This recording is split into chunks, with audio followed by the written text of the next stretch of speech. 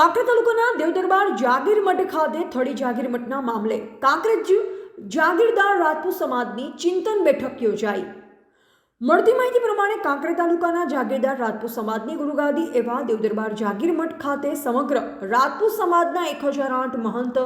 શ્રી ગુરુદેવ બળદેવનાથ બાપુના અધ્યક્ષસ્થાને કાંકરેજ તાલુકા રાજપૂત સમાજની ચિંતન બેઠક મળી હતી, જેમાં સૌથી અગત્યની બાબત વિશે વાત કરીએ તો થોડા દિવસ પહેલા જ થળી જાગીર મઠના મહંત સ્વર્ગીય જગદીશપુરી બાપુનું હાર્ટ એટેકથી નિધન થતાં નવા મહંતને ગાદી પર બેસાડવા માટે દેવદરબાર જાગીર મઠના 1008 મહંત શ્રી બળદેવનાથ બાપુ તેમજ કાંકરેજ તાલુકા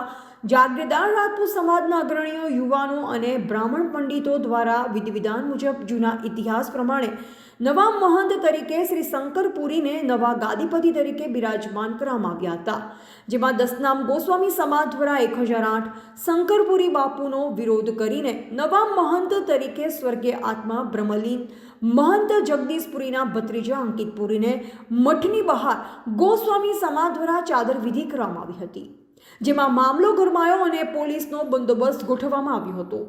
ત્યારે બનાસકાંઠા જિલ્લાના પોલીસ વડા અક્ષયરાજ મકવાણાએ મોરચો સંભાળ્યો હતો અને પોલીસ કાફલો ખડકી દેવામાં આવ્યો અને પછી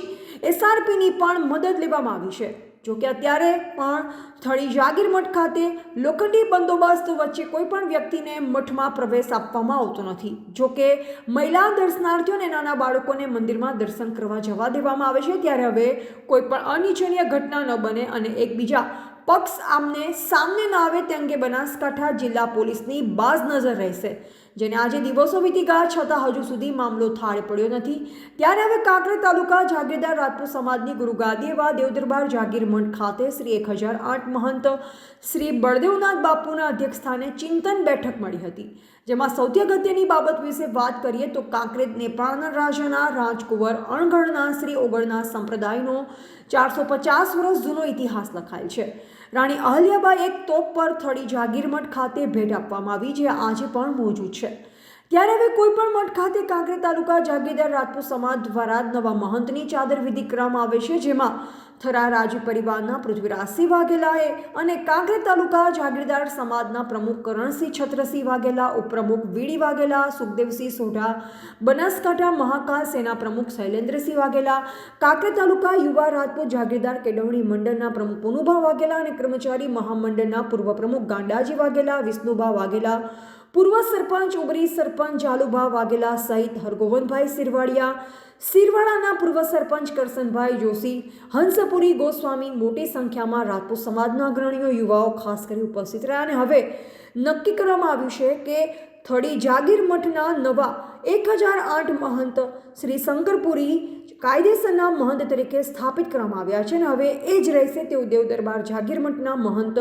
શ્રી ગુરુદેવ બળદેવનાથ બાપુને ઉપસ્થિત રાજપૂત સમાજના અગ્રણી યુવાઓએ હાકલ કરી। જોકે હવે થળી જાગીર મઠના મહંત તરીકે શંકરપુરીને કાંકરેજ તાલુકા જાગીરદાર રાજપૂત સમાજ દ્વારા પ્રસ્થાપિત કરી વર્ષો જૂની પરંપરા નિભાવી છે, પરંતુ ક્યાંક ને ક્યાંક મામલો થાળે પાડવા દરેક સમાજના અગ્રણીઓ અને સાધુ સંતો મહંતો દ્વારા પ્રયાસો કરવામાં આવી રહ્યા છે। મઠ ખાતે